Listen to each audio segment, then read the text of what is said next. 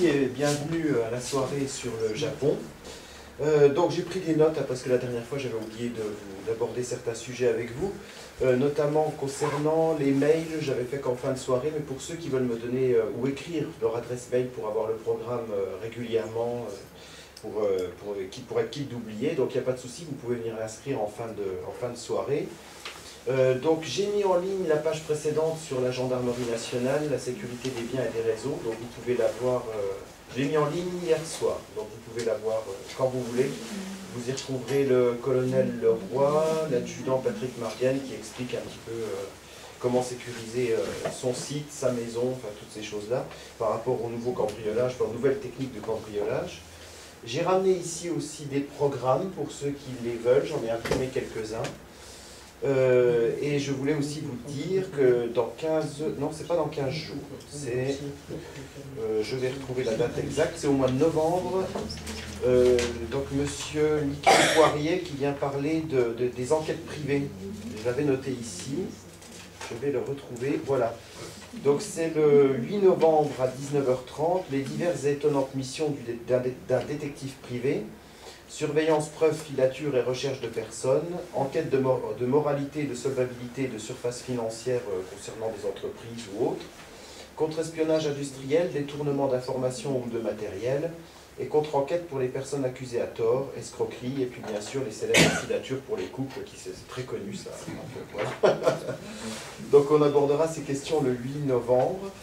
Je voulais aussi vous parler du participatif pour ceux qui souhaitent contribuer. Donc on n'exige rien du tout, hein, c'est entrée libre, mais pour ceux qui souhaitent contribuer, vous pouvez faire un chèque à l'ordre de l'association. Ça nous permet d'avoir quelques fonds, on va dire, pour faire tourner l'association, mais sans aucune... voilà, c'est pas obligatoire, vous faites selon votre bon vouloir. Qu'est-ce que j'ai oublié d'autre? Donc rien de particulier. Donc voilà, je remercie Madame Bettencourt d'être venue pour la conférence sur le Japon, qui va nous parler de la philosophie, de l'approche du Japon, j'avais noté aussi ici, philosophie, les racines, le Shinto, le bouddhisme et le taoïsme, l'histoire succincte de la période d'Edo, tradition et beauté, le monde d'un peuple, un autre concept du beau, et contraste et paradoxe, d'hier à aujourd'hui, une autre façon de vivre à la japonaise. Donc merci d'être venu, et puis bonne conférence. Merci beaucoup. Bonsoir à tous.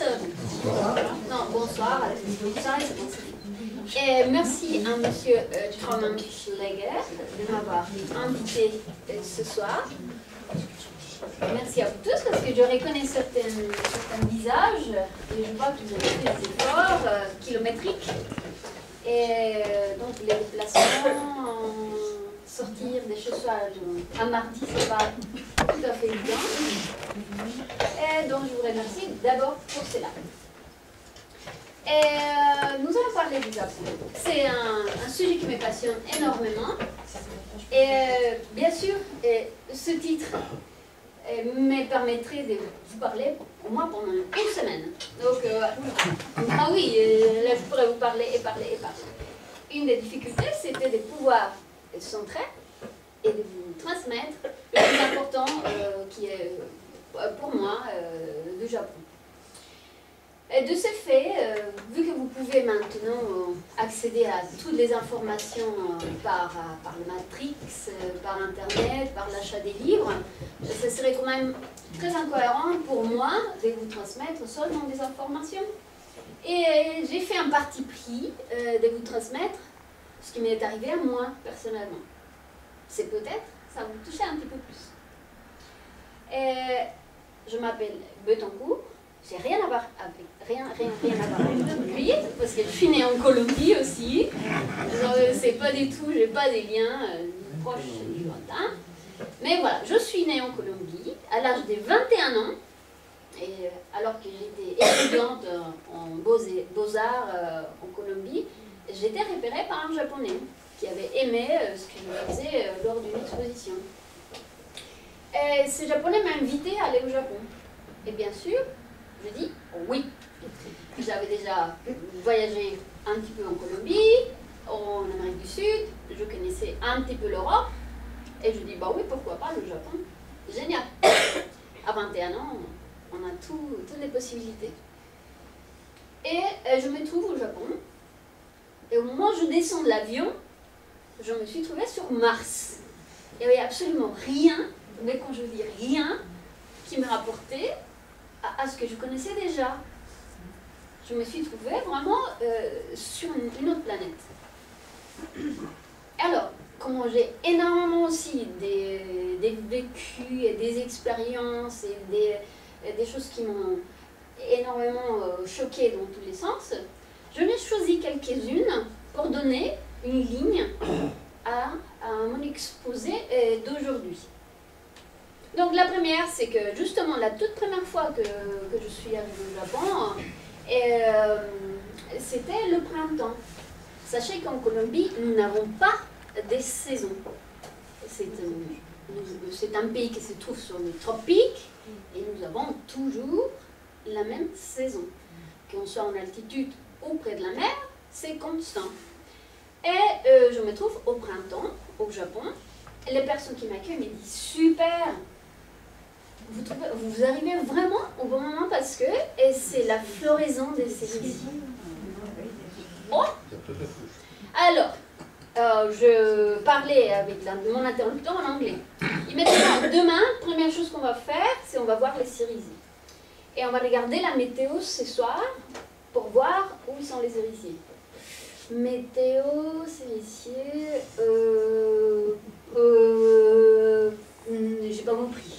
Oh, ne vous inquiétez pas, on regarde la télé. Effectivement, il y a la météo le soir où ils expliquent avec un taux de probabilité le vent où on peut admirer les fleurs le lendemain. Bon, ça choque. Je dis bon, regardez les fleurs, ça va. Première chose. Deuxième chose, on regarde quand même les fleurs et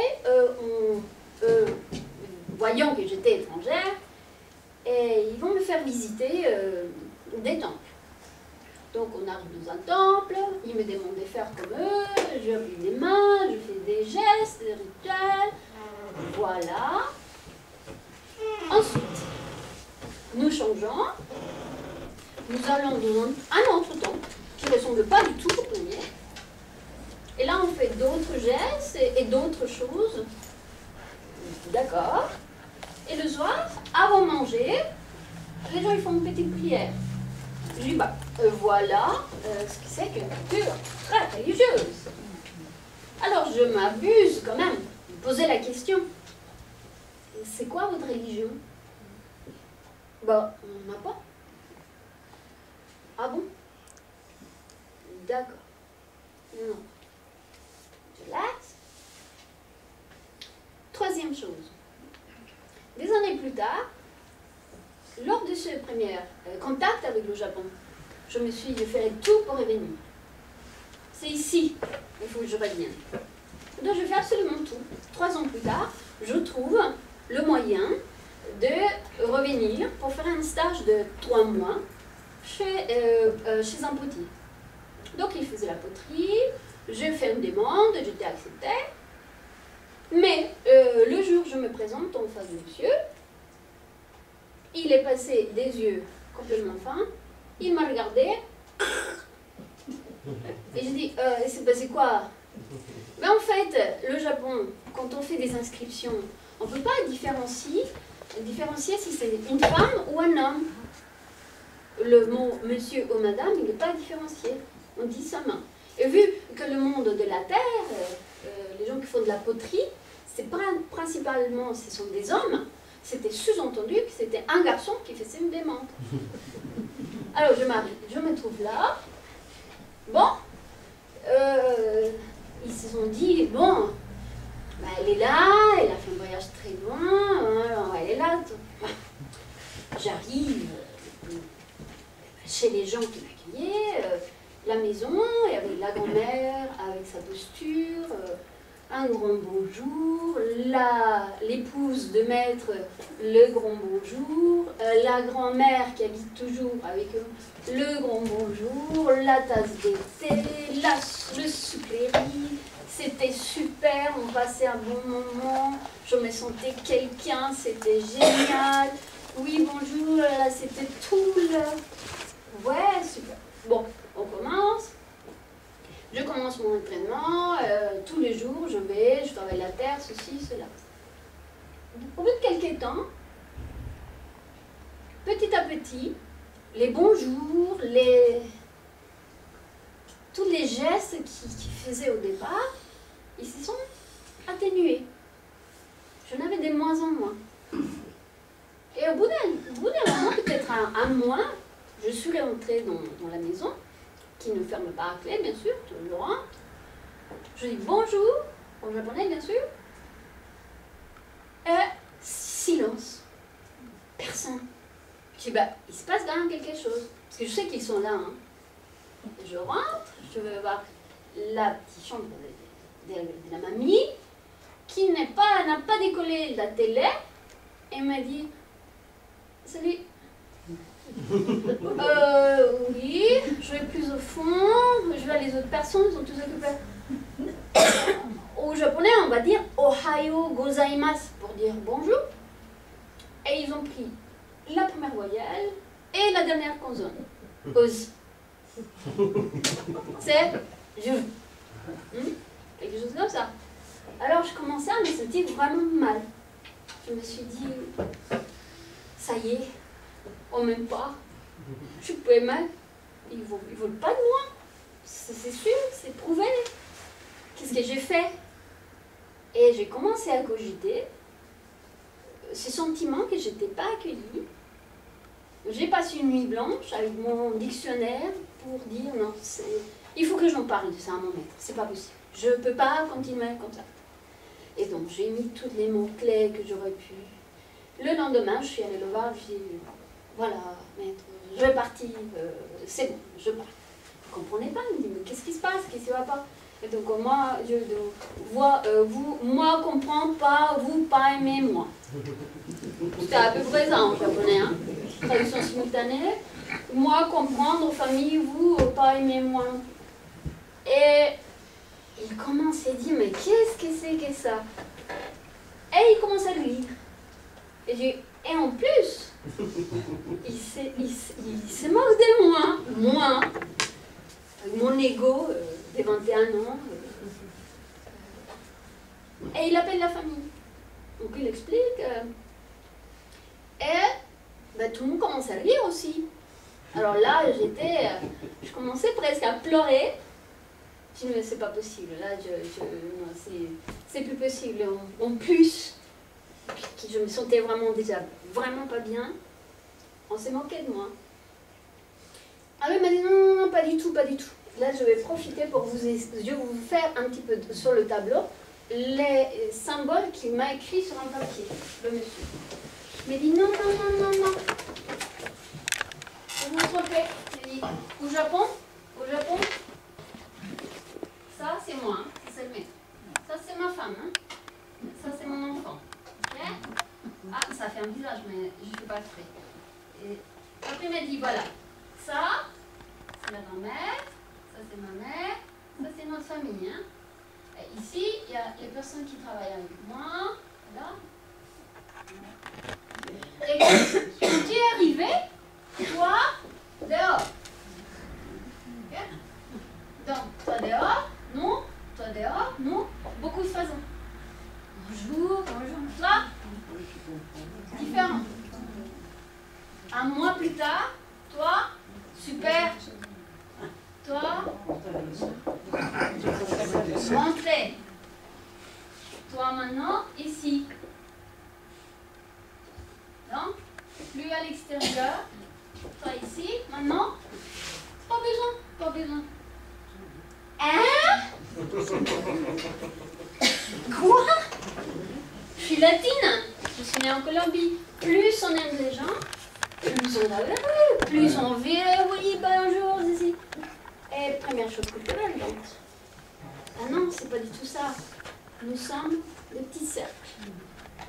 Donc, l'individu, il n'est pas comme chez nous. Il n'est pas chacun à la suite. Quatrième expérience que je veux partager avec vous. Nous étions dans un petit parc avec une amie qui est d'origine du Brésil. Et elle, avec son caméscope, elle filmait son enfant. Tous les parents font ça. Subitement, elle se met à pleuvoir. Elle remballe tout. Elle rentre chez elle et elle oublie son caméscope. Bon, les probabilités qu'on trouve un caméscope qu'on a oublié dans un parc sont quand même très limitées. Bon, on oublie. Quelques jours plus tard, elle a reçu un coup de fil. Et c'était la gendarmerie. Ils s'excusaient énormément, dans tous les sens, d'avoir eu la impolitesse de regarder les images qui s'est trouvées sur un caméscope. Et ils ont fait une enquête de voisinage pour savoir si quelqu'un connaissait une étrangère, à peu près de tel, qui avait un enfant tel. Et ils ont trouvé son adresse. Et ils demandaient gentiment de venir chercher son objet. On ne savait pas comment interpréter ce geste. Je ne pense pas que ça puisse arriver dans un pays de ce côté de la planète. Que la gendarmerie nous appelle pour dire qu'ils ont fait une enquête pour trouver le propriétaire d'un objet qu'on a oublié. Donc pourquoi tout ça? Pourquoi je les ai réunis? Parce que je me suis donc aperçue que ces différences-là font que le Japon n'est pas comme le reste du monde. Donc c'est ça, c'est pour ça que je l'ai appelé un paradigme. Et je voulais savoir si quelqu'un d'entre vous puisse m'expliquer ou puisse expliquer aux autres qu'est-ce que ça veut dire un paradigme. C'est un mot français.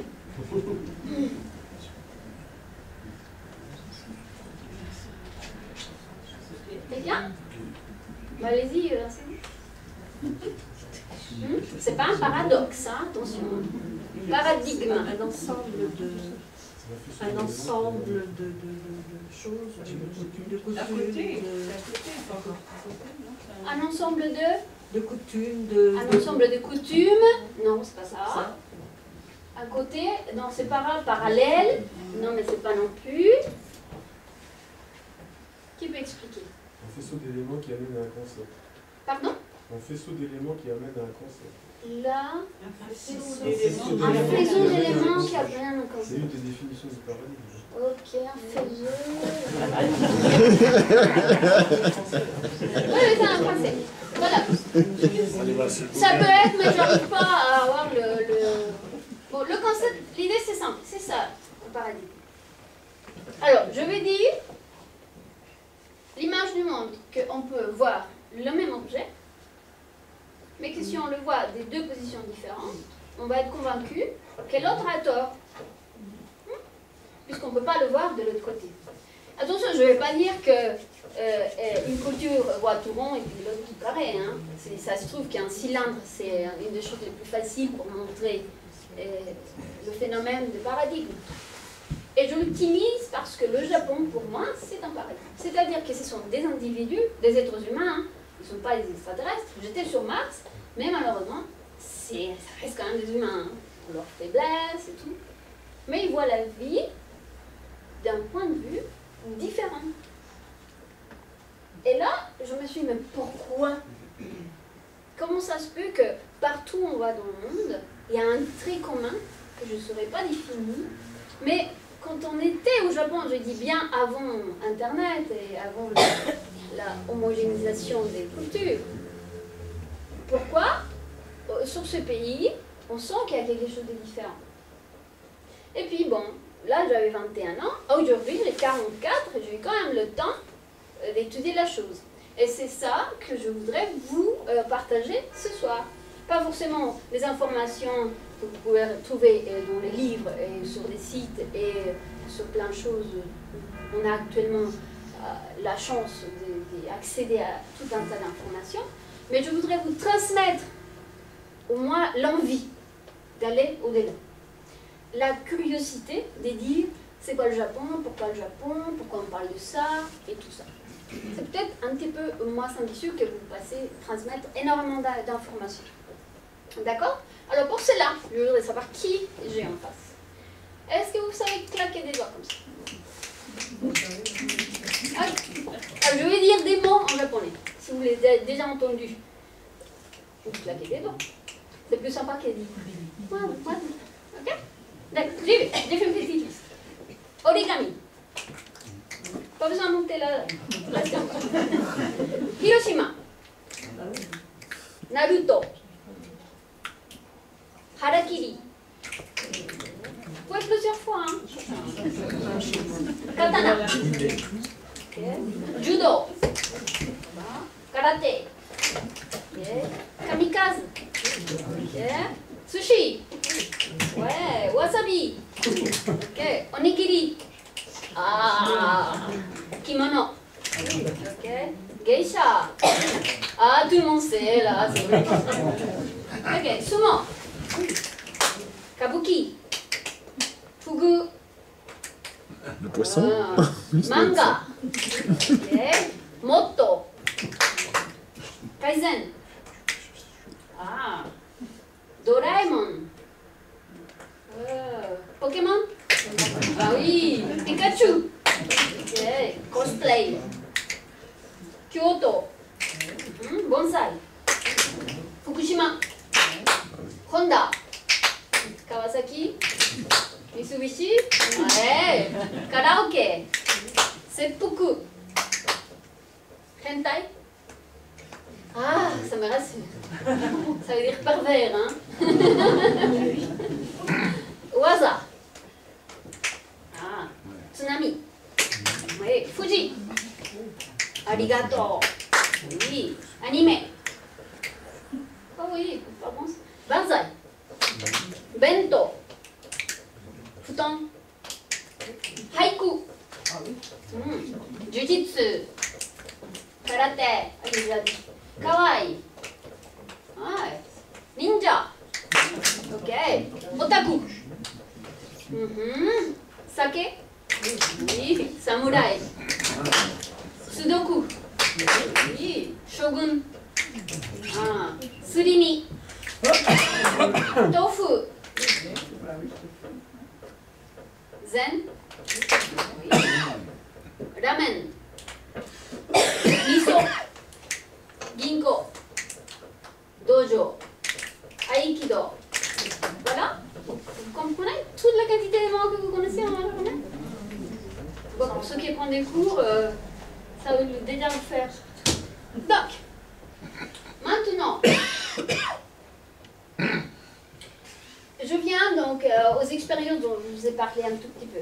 Et ça m'a amené à trois grandes lignes. Les liens qui existent entre l'homme et la nature, les liens existants entre l'homme et l'homme, et le lien entre l'homme et le sacré. Donc pour vous faire un tout petit peu une idée de ce que j'ai pu voir, je vais vous transmettre de petites vidéos. J'espère qu'on aura assez de bonne qualité.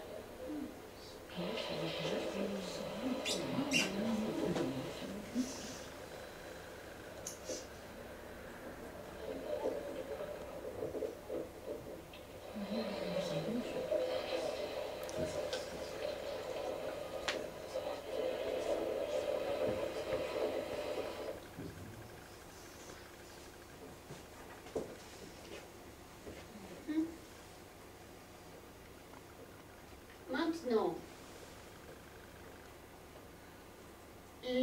Dans le lien de homme à homme.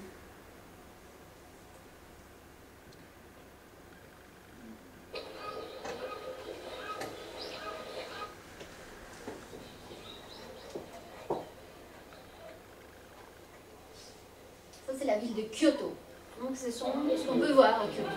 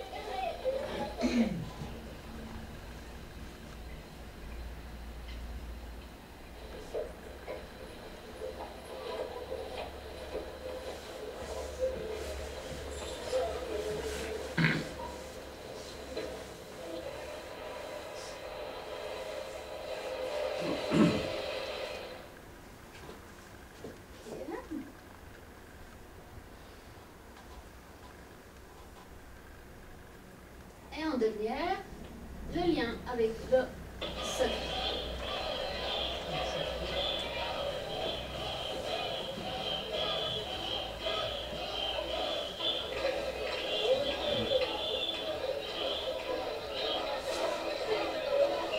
C'est à Tokyo.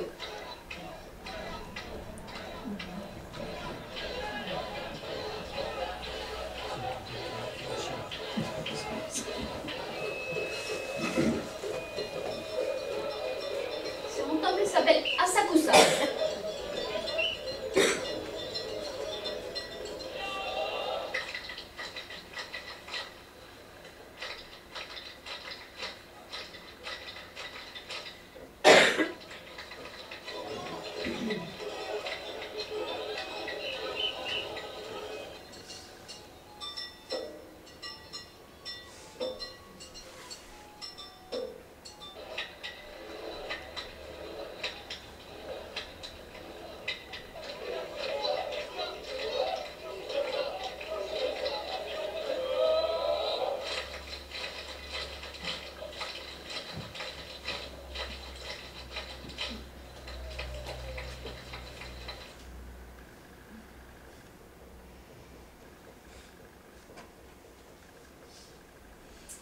D'accord, donc ces sont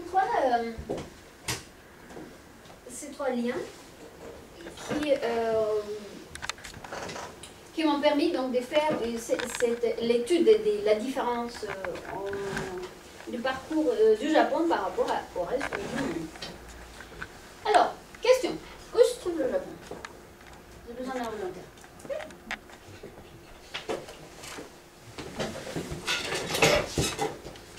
Alors, signale-nous où se trouve le Japon. Ah. Le piège. Voilà. Allez, j'essaye. Alors, ça se trouve là. Voilà. Oh, et pas trop, hein. C'est très bien. Alors, le Japon, il se trouve exactement, il se trouve là. Et non seulement ça, il se trouve là, mais c'est cette image qui va donner 80% de la réponse à ma question. Pourquoi les Japonais sont différents? 80% de la réponse, elle se trouve là. Pourquoi? La première, le premier élément, c'est géographique. Il est loin. Il est loin de tout ce qui a pu se passer de l'Europe, de l'Asie, Moyen-Orient, l'Inde. Tout ce qui est arrivé au Japon est arrivé avec une impulsion qui était beaucoup moins puissante qu'elle était de là où elle est partie, cette impulsion. D'accord? Donc, j'aurais besoin aussi de vous faire une petite explication très succincte, parce que j'aime pas trop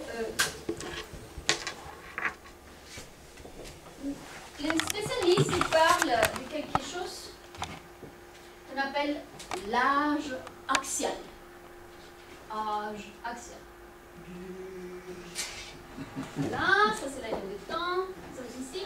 Et donc, quelque chose qui se passe entre là et là. Disons, ça c'est le 7 et 2, et ça c'est Jean-Claude, pardon, je suis ici. Et ici, on trouve ce qu'on appelle l'âge axial. L'âge axial, c'est un ensemble des événements philosophiques et religieux qui ont lieu un peu partout dans le monde.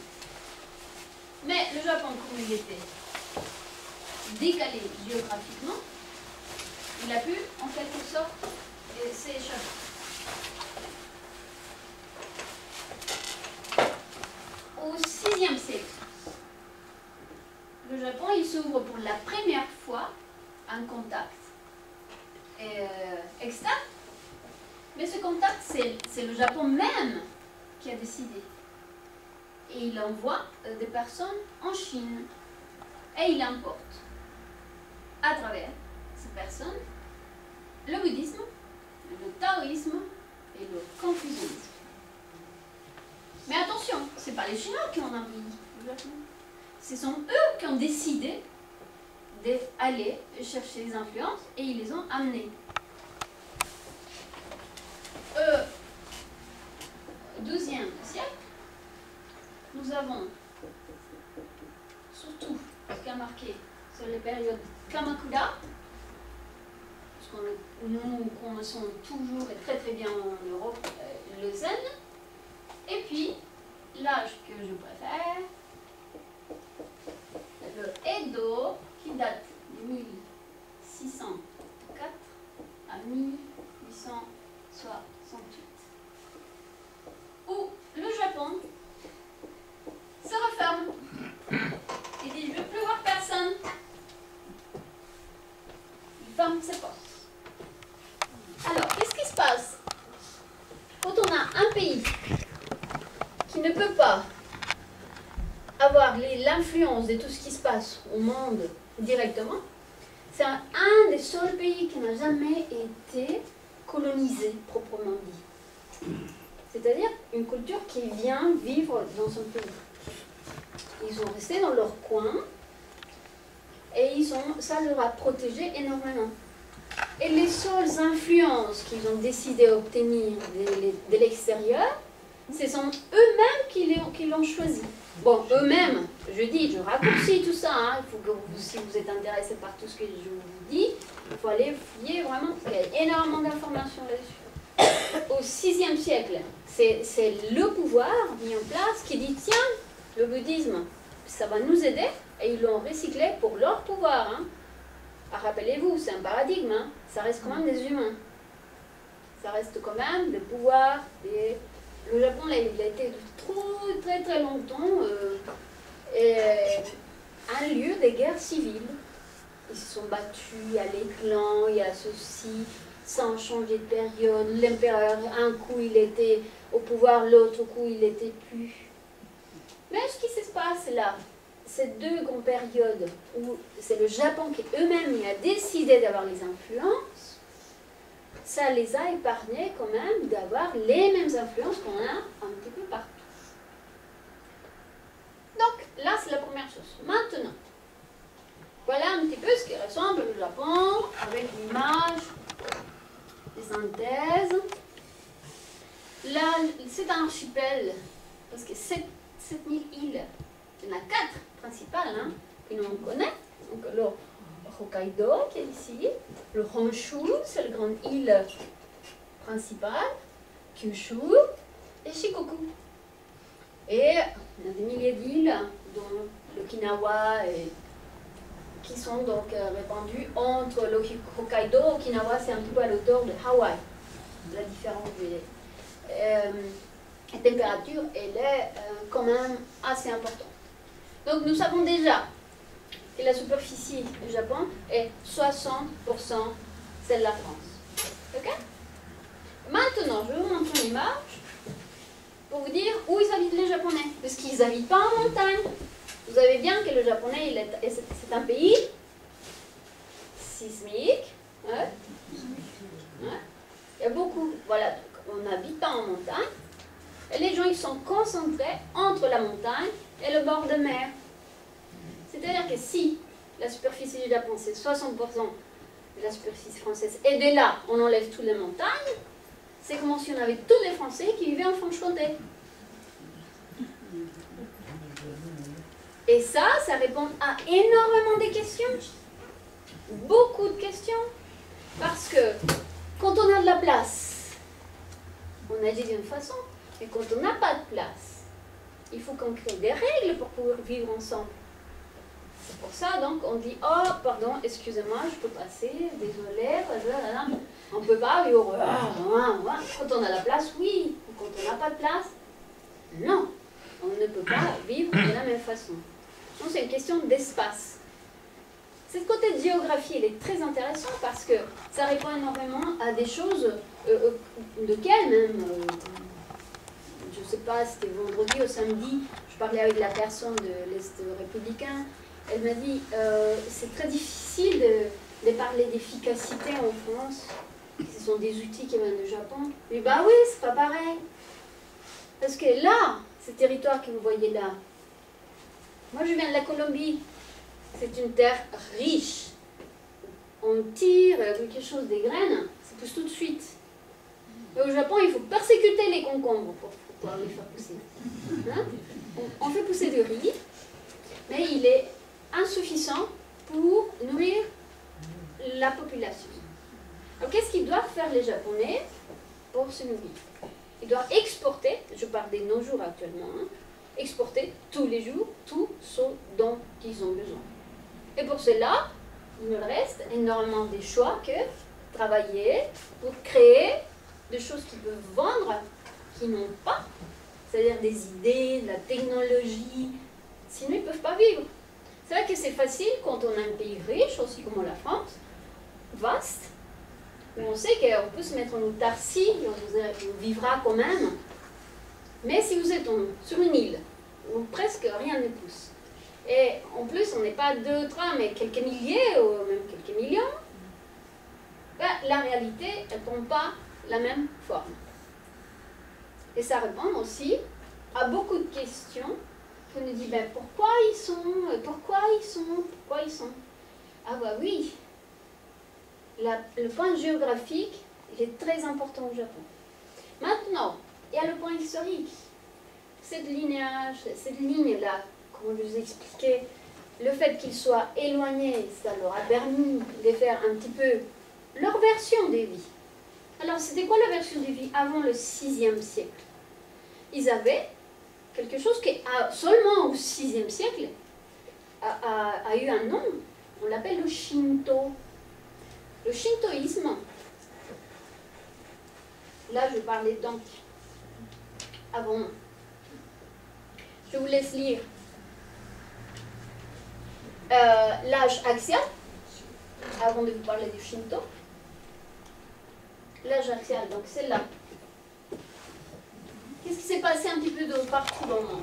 Nous avons en Chine, donc Lao Tse, Confucius. Sachant que Confucius n'est pas un homme comme Bouddha ou Jésus-Christ. Hein. Confucius est un homme très lucide qui a vu l'importance du passé. Il a dit, ce serait bien qu'on ritualise tout ça pour que les générations qui arrivent comprennent et respectent. Confucius, il s'est centré sur l'homme et la relation entre homme et homme, les liens, le côté civique des relations. Nous avons donc l'Inde, le bouddhisme, il est arrivé au Japon, mais on voit combien de temps après. Hein, il a traversé la Chine et quand il est arrivé au Japon, c'est que les Japonais ils sont allés le chercher en Chine. Hein. Donc ils l'ont apporté, il était complètement modifié et adapté à leur philosophie. On a tout ce qui s'est passé donc, pendant ces 5 siècles. Au niveau les Zarathustra, nous avons les livres des grands prophètes de l'Ancien Testament, comme Élie, Jérémie et Isaïe, et en Grèce, qui sont quand même les bases de notre civilisation actuelle, Platon, les socratiques, les présocratiques, et toutes les bases de la philosophie grecque. Donc ça fait quoi? Que la Chine va se régler un petit peu la vie sur le canon de Confucius. L'Inde et une grande partie de l'Asie va voir la rédemption du Bouddha. Et l'extrémité occidentale a reçu donc, les fondations, qui sont assez solides, de toutes les religions monothéistes qu'on connaît. Judaïsme, christianisme et l'islam. Associé à la philosophie grecque, qui donc domine actuellement le monde. Et il se trouve que entre le 16e et 17e siècle, donc pile quand le Japon se referme, il y a eu une réplique, un tsunami des mêmes choses, bizarrement sur tout le monde. Il y a eu la même chose qui vient mettre en place. Et là, le Japon dit ah non. Il ferme ses portes. Il ferme ses portes avec toutes les conséquences qui vont développer. Ça, c'est pour votre souvenir. Donc, je viens au Shinto. Le Shinto, c'est pas une religion elle-même, hein. C'est un ensemble, c'est une croyance animiste. Donc, le Shinto, elle est peut-être très proche à une croyance tribale qu'on a peut-être connue autour du monde, tous les peuples. Ils croyaient dans la divinité, certains dieux, le dieu du soleil, la montagne, ils voyaient dans des divinités partout. C'est un système de rituels, d'étiquette, de respect. Et il y a un élément très particulier, c'est la purification. D'où vient le fait qu'on élève ses chaussures quand on rentre dans une maison japonaise, que certains lieux sont très propres, même certaines gares, il y a 20 ans, 10 ans, mais maintenant, certains lieux, c'est une propriété qu'on serait capable de dormir par terre. C'est ce lien avec le sacré, purifié, qui garde encore dans la vie de tous les jours. Je vais vous montrer un tout petit vidéo.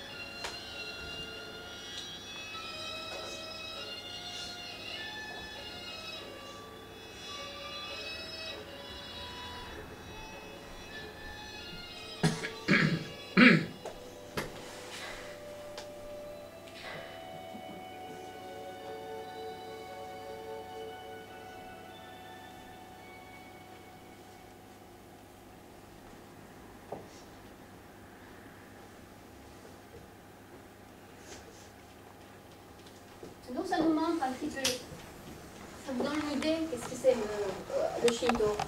On fait avec des rites les prêtres qui sont appelés à le faire, qui sont des connaissances, ils font partir les mauvais esprits.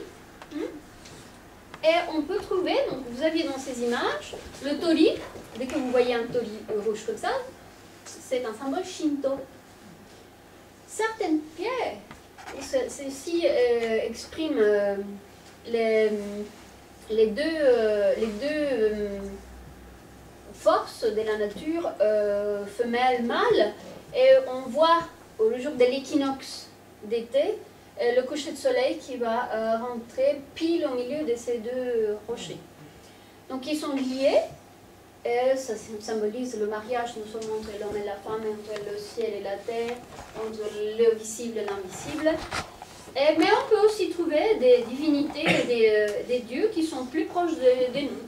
Une roche, on peut énormément trouver beaucoup de roches qui sont considérées comme des divinités, possédées par des esprits qui sont bénéfacteurs, ou des arbres, des couloirs, des tauliers, et ça, le sumo.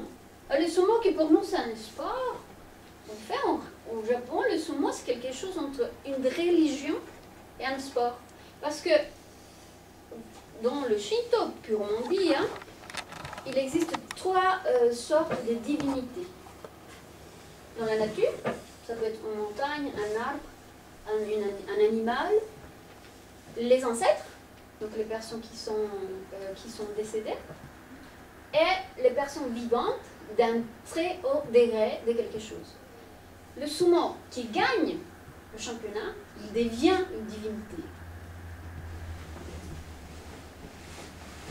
On va voir comment l'approche du sumo actuellement, comment ils font pour que les gens s'intéressent à leur activité.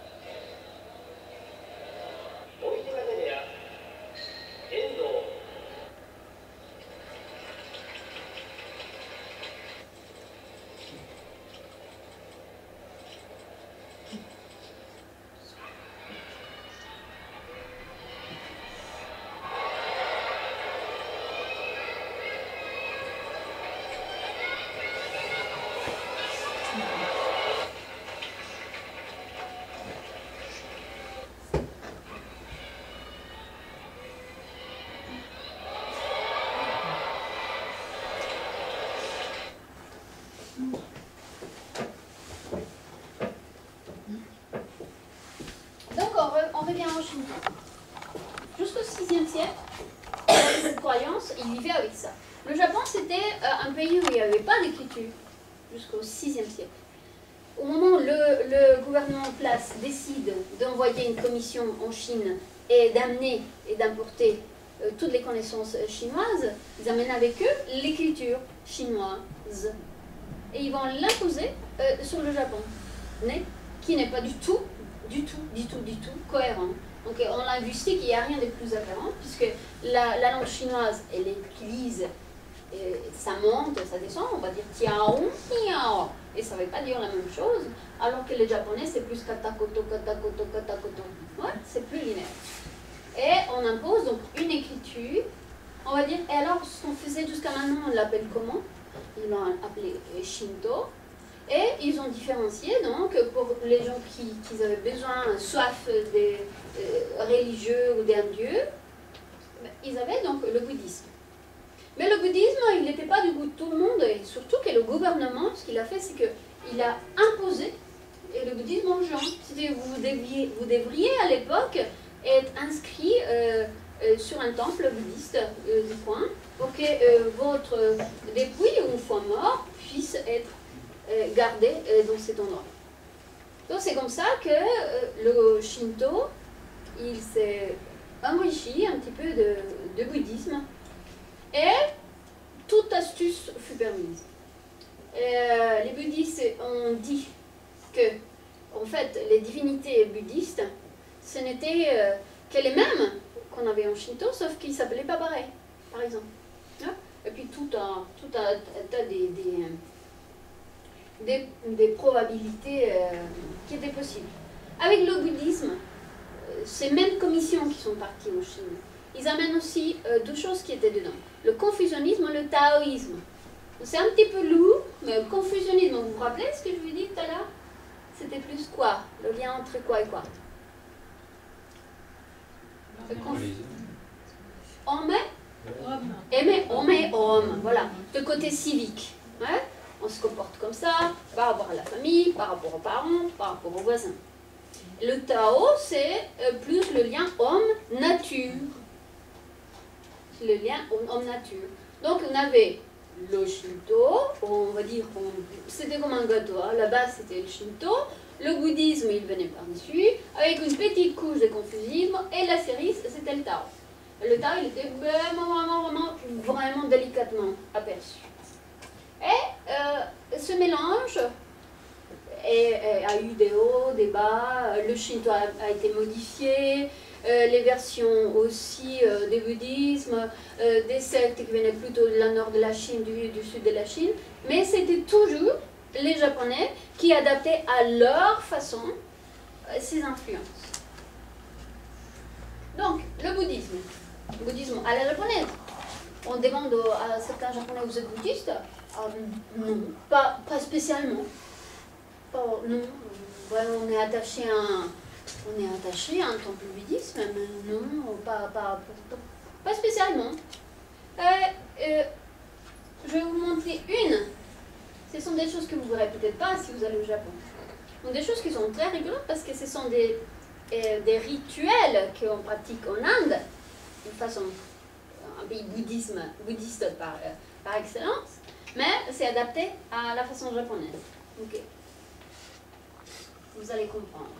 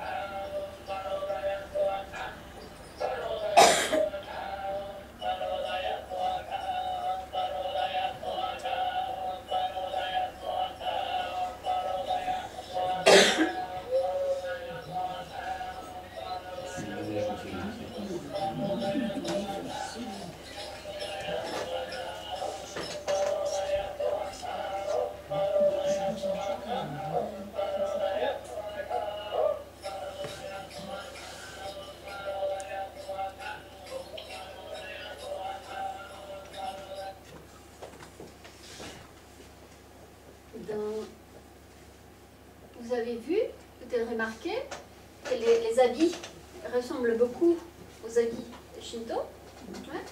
C'est une cérémonie qui s'appelle marcher sur les feux.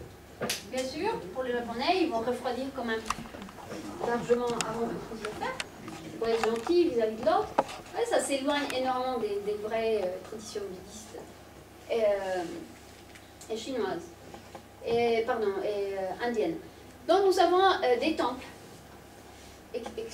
exubérants. Il fallait que la population japonaise soit waouh, bouche bée, alors que le Shinto, ce sont des rites, c'est l'invisible. Hein. Ils n'avaient pas forcément des statues, c'est une pierre, c'est un arbre. Alors là, on construit, on fait gros, on fait énorme. Et là, donc, le peuple est quelque part conquis. Donc, pour faire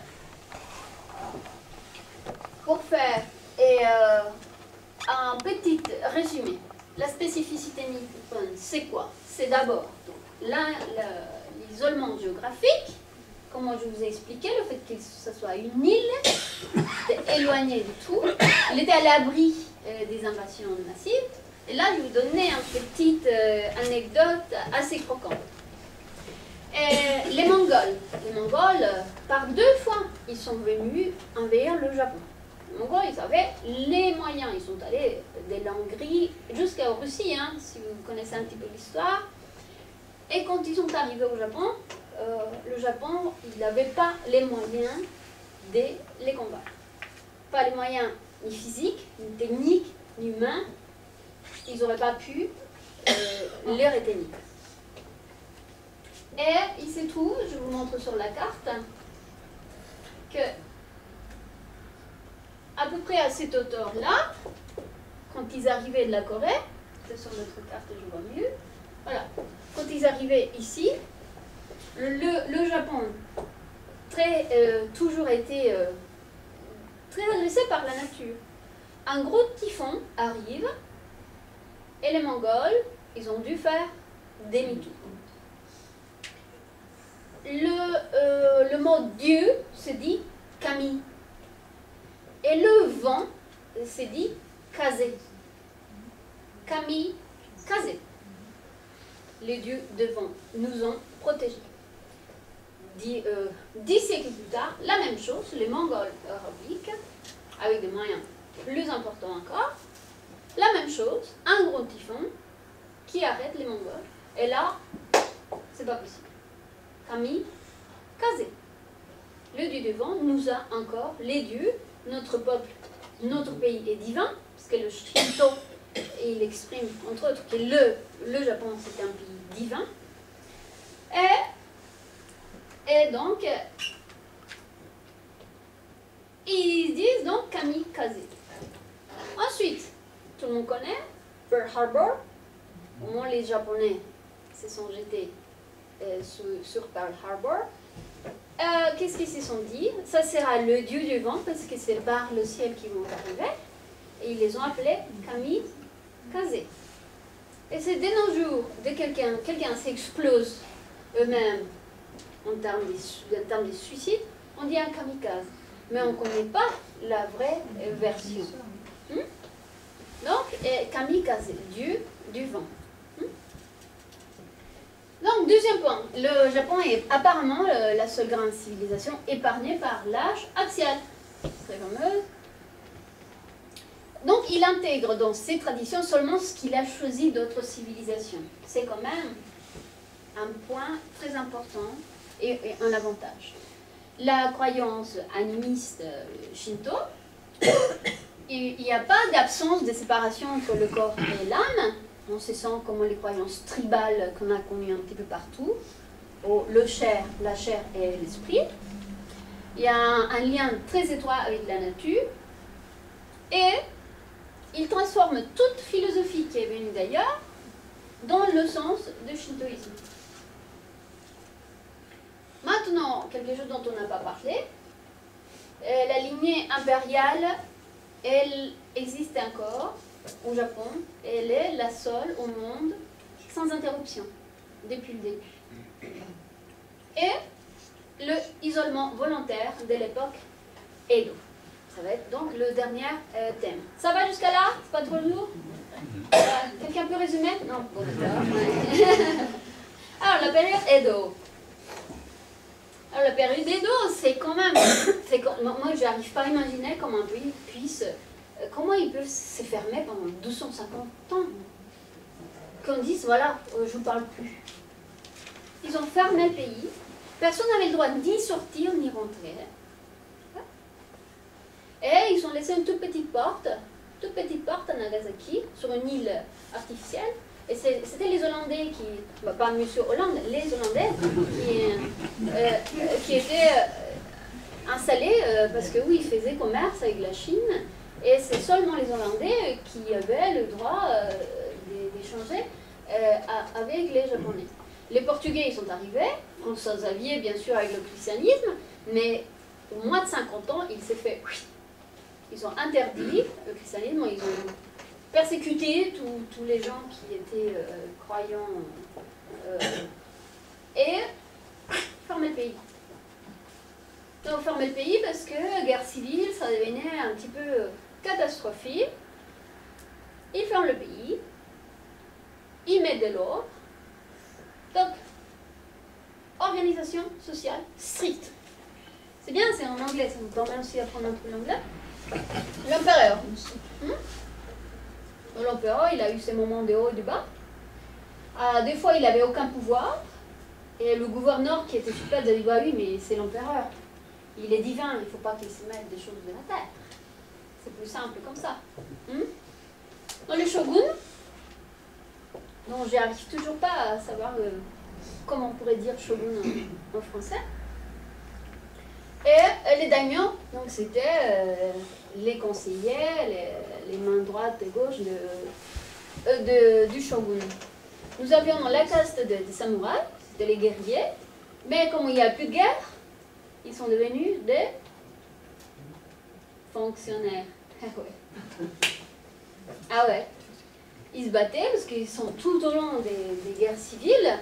Le moment de paix, qu'est-ce qu'il peut faire? Remplir des papiers, monter les armes, et contrôler, et faire de la paperasse.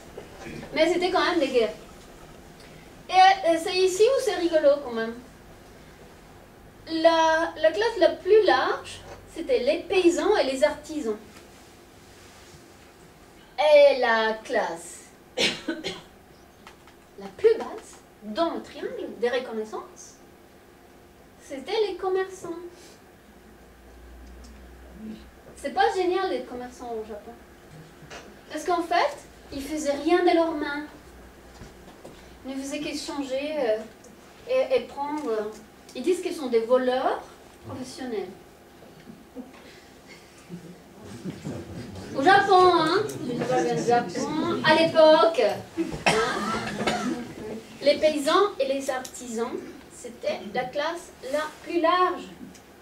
Donc c'est pour ça qu'à l'époque, 80% de la population écrivait des haïkus. 80% de la population, c'était un peuple de poètes. Et on comptait quand même 1 million d'habitants à Edo. Edo, c'est Tokyo actuel. Hein. 1 million pour l'époque. Donc ils emmènent quoi? La paix au Tarsi. Et ils étaient moins nombreux que maintenant, donc ils pouvaient quand même souvenir leurs besoins par le riz, par la mer, par la pêche. Et ils développent les arts. 2 siècles et demi de solitude, c'est comme on s'enferme chez soi. Si on se dit, bah tiens, je vais écrire ma pièce ce soir, on peut. Et encore, parce que j'aurais jamais cru que, et sur des plans, j'aurais eu des réponses à presque tout. Ces petites divisions que vous voyez là, ça c'est une carte du Japon à la période d'Edo. C'est ce qu'ils considéraient comme les pays. Bon, c'est un petit peu comme en France, les pays de Luxeuil, etc. Ce sont dans des petites zones. Et il y avait une frontière. Si vous êtes un petit peu initié au film de Kurosawa, vous voyez que les samouraïs devaient avoir un pass pour passer les frontières. Ben voilà, c'est ces petits cercles qui sont les mêmes cercles que mon maître de poterie m'a écrit au début. Ça c'est nous, ça c'est pas nous. C'est un cercle plus grand. Et chaque clan avait donc une organisation. Et ce qui a fait Tokugawa, c'est donc le shogun de cette époque-là, c'est que chaque daimyo de chaque région, il était obligé de venir vivre à Tokyo pendant au moins 6 mois. C'est à peu près comme si tous les députés de la France devraient faire un séjour de 6 mois à Paris. Et on gardait leur famille ici au chaud, au cas où. Au cas où, s'ils ne respectaient pas. Donc, ça fait quoi? C'est qu'à partir de là, ils sont organisés et ils ont pu exploiter beaucoup leur créativité, puisqu'ils étaient entre eux, puisqu'ils avaient l'obligation puis le besoin de trouver des réponses à leurs besoins tout de suite. Et ça a explosé surtout au niveau des arts. Ok? Et on va passer donc aux traditions et beautés. Tout ce qui s'est confirmé pour cette période Edo. Le zen du siècle XII dont je vous ai parlé.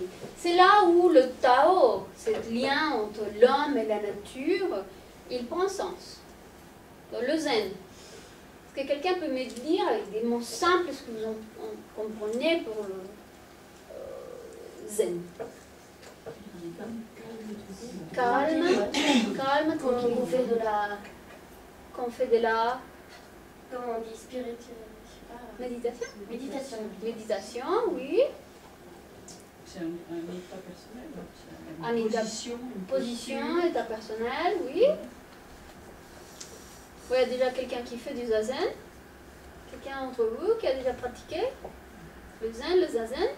Bon voilà, le zen c'est simplement un courant bouddhiste qui arrive au Japon et qui s'est assimilé aussi, qu'il est assimilé par les Japonais et est devenu donc une expression très particulière, très personnelle, spécifique du Japon.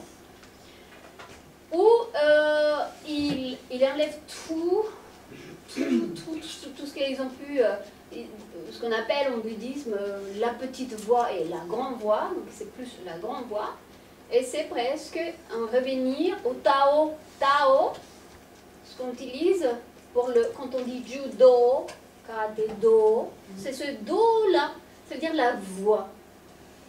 La voie. Et le zen amène donc,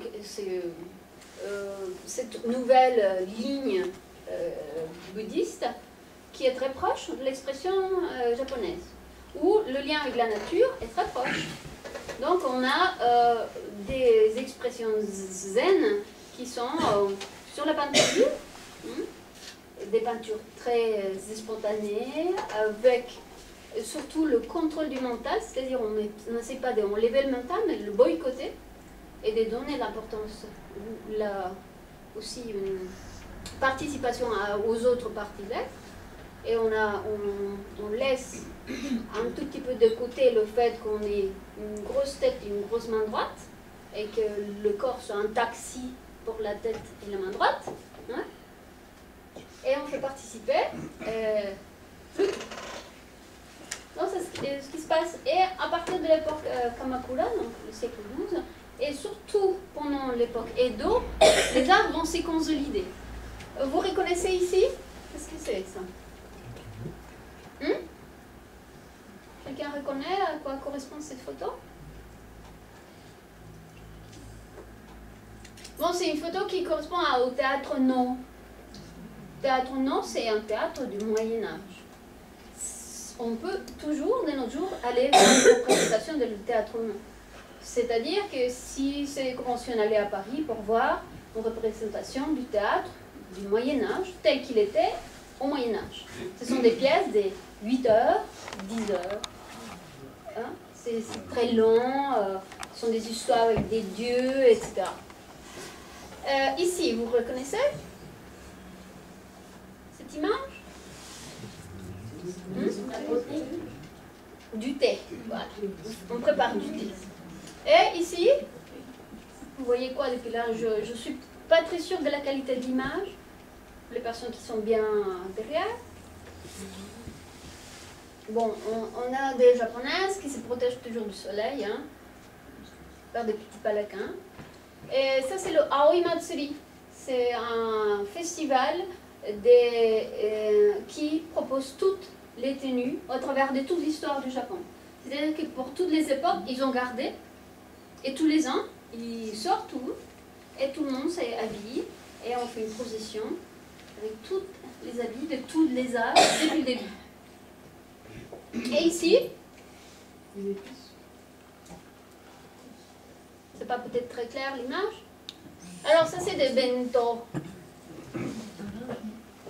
un peu raffinés. Et je vais vous montrer quelques petites vidéos qui nous montrent quelques traditions.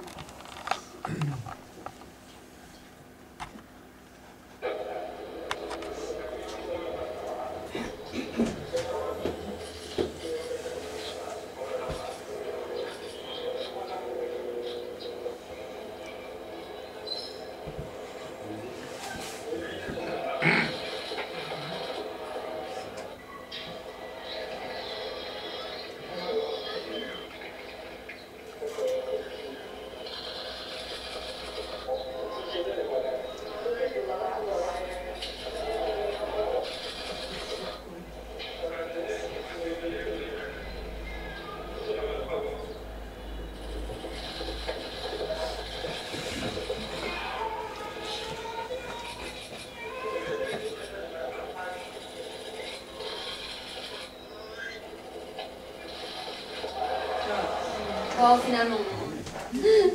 Ça s'appelle le Yabusame. Non, c'est les cowboys japonais. Ce sont des traditions qui datent depuis l'époque depuis que les samouraïs existent.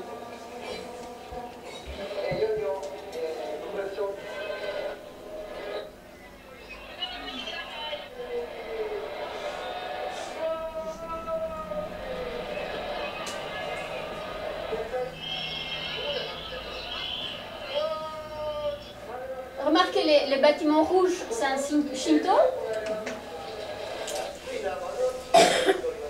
Et la pagode, c'est un bâtiment bouddhiste. Le tout dans le même endroit. Là, vous voyez tous les personnages importants de l'année, les acteurs. Excusez-moi, ils jettent quoi, là? Je vous dis.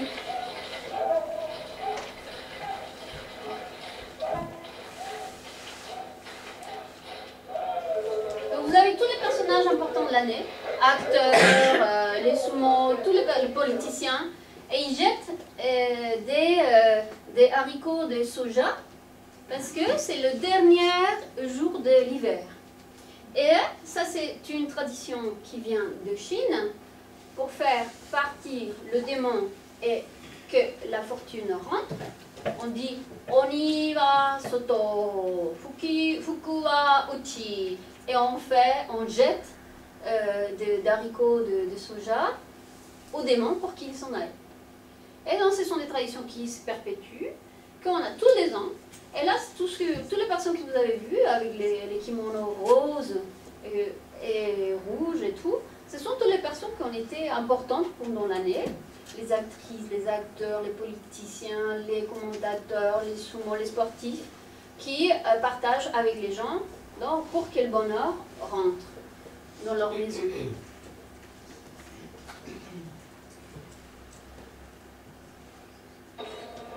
Ah, ça, on l'a vu, excusez-moi.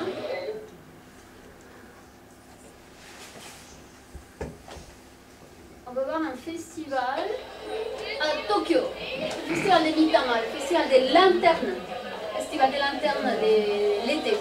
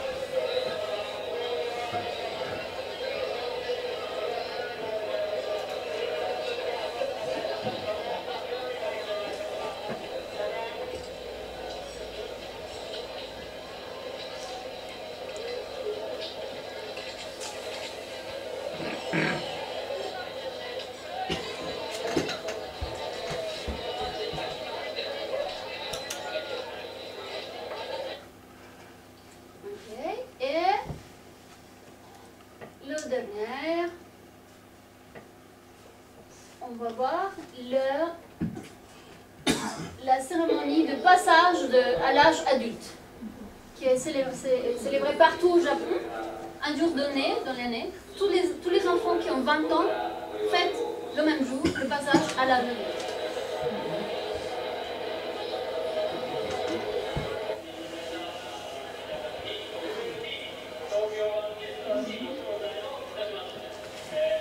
Vous remarquerez que les filles sont en kimono et les garçons costard et cravate.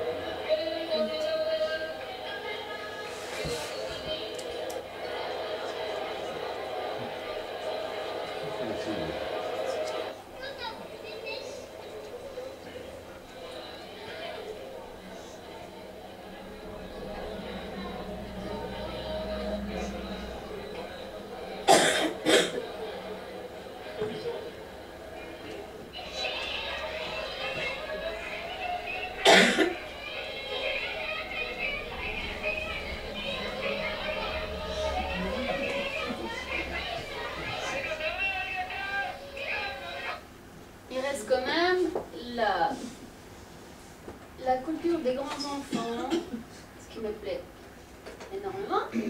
D'accord? Tradition et beauté. J'ai quand même aussi quelques photos qui vont vous montrer la façon de la construction des maisons, parce qu'elle est extrêmement différente de la nôtre. Ça, c'est le temple Ryoanji à Kyoto.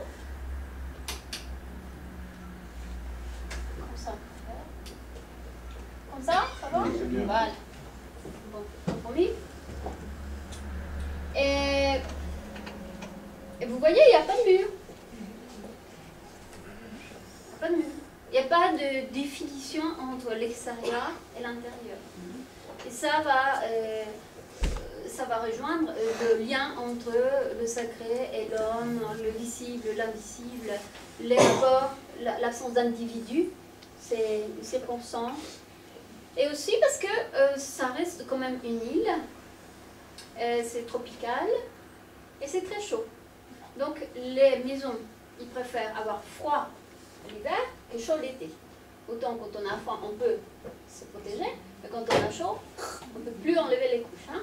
Et c'est une chaleur humide.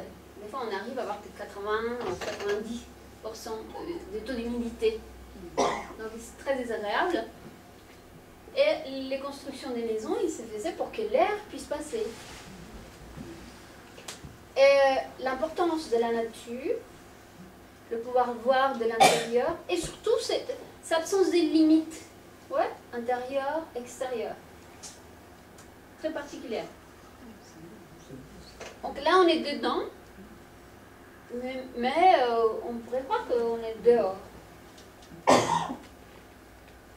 Là, c'est un tokonoma, donc c'est un hôtel où on dispose une calligraphie, un ikebana, une composition florale ou quelque chose qui est importante. Et c'est presque tout ce qui se passe dans l'intérieur.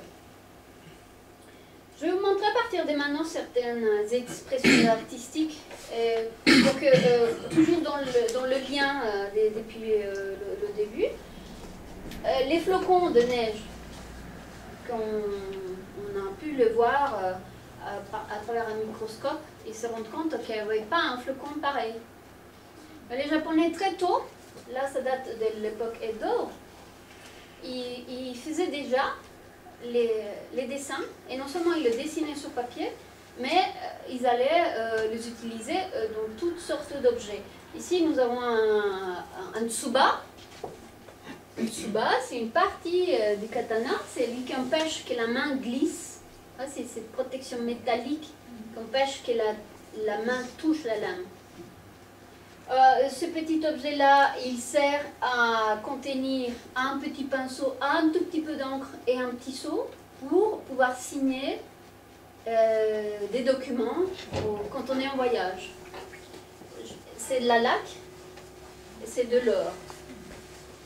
Je trouve ça magnifique. Nous avons aussi, à l'époque Edo, les ancêtres du manga. Apparemment, les gens, ils lisaient énormément. On parle de 1600 ans, c'est-à-dire qu'il y avait un lettrisme très répandu. Et donc voilà, une des histoires, bon, pour donner un petit peu de rigolo avec toute cette histoire de géographie et d'histoire, que vous êtes déjà un petit peu fatigué. Donc vous voyez bien les images? Ah non, c'est dans l'autre sens, pardon. Donc, voilà, ça commence ici. Vous aviez certains personnages qui se réunissent. Après, ils décident de manger bien, il y a un qui suit. Tout ça pour s'attaquer entre eux. Voilà, c'est tout à fait ça, c'est ce que vous voyez. Donc, les uns ils s'attaquent, les uns ils se défendent comme ils peuvent. Comme ils peuvent, mais ça traverse quand même. Les femmes, ils ont des idées plus évoluées. Ils disent, bah, tiens, on va utiliser des sacs qu'on va ouvrir au dernier moment. Ou on se met tout ensemble. Et à la fin, elle dit, ben voilà, elle s'y met aussi. Hein. Donc, c'est-à-dire qu'il y a eu énormément d'humour, je trouve ça très rigolo pour l'époque. Je ne sais pas c'était quelle sorte de livre on avait ici, mon contraire. En Amérique du Sud, en 1600, on rigolait beaucoup moins. Hein. Les entrées de monde, tout ce côté, l'invisible et le visible et l'invisible, qu'on trouve par les... puisqu'on n'a pas des films ni des photos, les images, c'est ce qui nous reste le plus clair. Donc vous voyez ici, c'est le rêve de l'enfant, le rêve des monstres. Et tout ça, donc, ce sont les images qu'ils avaient à l'époque des fantômes et des mauvais esprits, souvent féminins. Hein. Je sais pas pourquoi. Assez bien illustré. Du côté technique, c'est quand même incroyable. Là, ce sont des estampes. Là, c'est de la peinture à l'eau. La femme avec l'enfant et la pas de drap, etc. Et là, c'est une histoire rigolote, c'est l'histoire de la sirène à la japonaise. Vous voyez bien, elle est pêchée ici. Donc l'histoire, elle est racontée sur le même. Elle est pêchée. Ensuite, j'ai mis dans l'ordre parce que je ne pouvais pas toutes les décider dans le bon ordre japonais. Elle est coiffée. Regardez le pantalon qu'on va lui mettre. Vous voyez ici? Ouais. Ensuite, on va essayer de la vendre. Le monsieur goûte. Et il réussit quand même à la vendre. Hein. Ça, c'est la sirène version japonaise. Apparemment, à l'époque Edo, on n'utilisait pas les couettes, vu les images qu'on a partout. Et les couettes, ce sont ces grands foutons, puisqu'on n'avait pas de chauffage, et vu les maisons comme elles étaient ouvertes, et comment, normalement, c'est des petites portes en papier ou en bois, c'est des maisons de poupées. C'est isolation zéro, et il fallait s'isoler soi-même. Donc, on portait ces gros kimonos épais, et c'est avec eux-mêmes qu'on allait se couvrir pour dormir, comme vous voyez ici, ou là, ou là.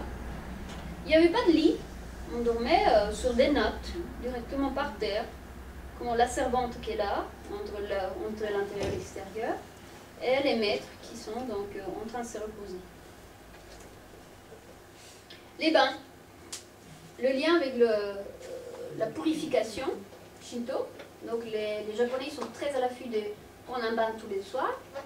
Les bains, ça se prend, donc il faut être propre avant de rentrer dans l'eau. C'est pas un bain pour éliminer la saleté, c'est plus purificateur pour relaxer, etc. Tout le monde rentre dans la même eau chaude. De ce fait, il faut se laver avant. Donc on a énormément aussi d'illustrations qui concernent les bains. Et l'importance de la chevelure assez longue. Encore les mêmes images vues par les peu d'occidentaux qui existaient à l'époque, qui avaient illustré donc les femmes et les hommes dans des bains japonais.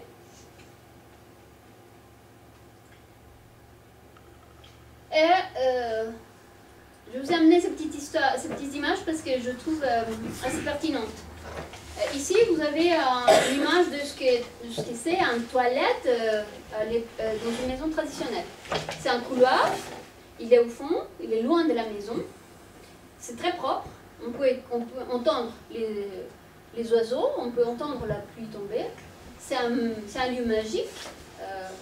Beaucoup d'écrivains ils trouvaient leur inspiration dans les toilettes. Et étant très propre et très proche de la nature, on n'était pas gêné de faire des bruits qui pouvaient déranger les autres personnes. En plus, ils cachaient le bruit par une petite fontaine qui était juste à côté, qu'on mettait en fonction juste avant de rentrer. Comme ça, s'il y avait quelqu'un se baladait, ça ne dérangerait personne. Et cette image-là, elle a été respectée de nos jours, puisque les toilettes japonaises sont les plus avancées au monde. Ils ont des idées, donc quand on rentre dans une toilette normale, il y a tout un tas de petits boutons qui lavent les parties Le siège est chauffé, donc on n'a pas de contraste, choc thermique. On n'a pas besoin de toucher presque rien parce qu'on peut se laver avec de l'eau chaude selon les petits besoins, gros besoins. Ouais, grosse gabarit, petit gabarit. Et on peut régler la température de l'eau. Et il y a même des toilettes qui proposent de sécher avec un séchoir. Donc c'est un plaisir. Maintenant ils essayent de faire, ils économisent de l'eau, donc pour pas tirer la chasse d'eau avec. Maintenant c'est presque, bientôt ils vont arriver à plus en avoir besoin. Et ils ont gardé l'idée de cacher les sons désagréables. On appuie sur un petit bouton qui fait tch. Comme ça on peut faire le bruit, donc on n'est pas très fiers. Et pour ça, les changements, la question des purifications, elle est extrême, puisqu'on rentre dans une maison japonaise, donc il faut qu'on enlève les chaussures, tac, tac, on met des claquettes pour être à l'intérieur, mais avant de rentrer dans les toilettes, il faut enlever les claquettes qui sont de l'intérieur et mettre les claquettes qui correspondent aux toilettes. Parce que c'est un lieu souillé, on va dire. Pas sale, mais souillé. Même si c'est très pauvre, hein. Ben, je pense que de tous les étrangers que j'ai connus, on est tous sortis avec les claquettes des toilettes jusqu'à la salle où on mangeait. Et c'est écrit toilette. Et ils sont en caoutchouc. Donc, ça nous arrive à tous. Mais pour vous dire que, bon, il n'y a pas de punition, hein, les rayons vont être peinés et tout. Mais ça nous amène quand même à un degré autre qu'on n'a pas ici. Ouais. C'est cette question de propriété. Et l'image suivante, là je l'ai trouvée aussi, ça correspond à peu près à l'époque de Edo. Je ne sais pas si vous voyez la dame là, qu'est-ce qu'elle est en train de faire. Donc ça c'est Paris, 1600 quelque chose. Et voilà, elle fait ses petits besoins. Elle fait pipi debout. Pendant que sa maman s'entretient avec monsieur. Et le propriétaire, il est plus ou moins content. Ah, petit clin d'œil. Okay. Donc, les contrastes, paradoxes. Eh bien oui, hein, le Japon, c'est un pays de contraste. Vous voyez ici, on a une fille qui est habillée entièrement en japonaise et une autre qui ressemble à l'époque rococo. Hein? Et ça, ce monsieur, il est très connu, il s'appelle Candy. C'est un monsieur, hein? Et les filles extrêmes qui se font bronzer jusqu'à devenir noires et dans le cheveu, donc ils sont blondes avec la peau noire. C'était une mode à un moment donné. Voilà ce qu'on peut croiser à Tokyo hein, quand on se balade. Là, c'est pour s'amuser. Là, c'est une pause clope. Hein. C'est pas pareil. Ça, c'est les meido. Non, ce sont des filles qui travaillent dans des cafés où les hommes, ils adorent y aller parce que elles font comme si elles étaient leurs épouses. Mais c'est un jeu. Hein. C'est-à-dire... Tu veux du thé? Oui, voilà, ils servent du thé, et puis ils sont contents. Et ils payent pour ça. Et le pire de tout, c'est que des fois, ce sont des filles qui ne savent pas cuisiner, mais ça rend dans le charme. Parce que normalement, les couples, quand on se marie, au début, les femmes ne savent pas cuisiner. Et les hommes, comme c'est de l'amour, oh, merci, merci. Donc, moins on sait cuisiner, plus on est jeune, plus on peut trouver un emploi comme ça. Donc elle dira, ah, monsieur est fatigué, monsieur veut un petit thé, et puis on se la joue un petit peu rococo. Et pendant 1 heure, lui, il va payer le rêve. Parce qu'elle ne va pas la toucher, il ne saura jamais comment elle s'appelle, mais il paye le rêve d'avoir passé ce moment. Voilà des choses aussi qu'on peut... Oh là, c'était un peu dans le sens. Ah. Des choses qu'on peut voir à Tokyo, les rockabilly à la japonaise. Alors ils se réunissent le dimanche et ils dansent. Et ils dansent le rock. Et enfin, ici en bas, c'est une cérémonie des yakuza. C'est les jeunes qui appartient à la petite gang. Et à un moment donné, quand ils reçoivent la veste avec la signature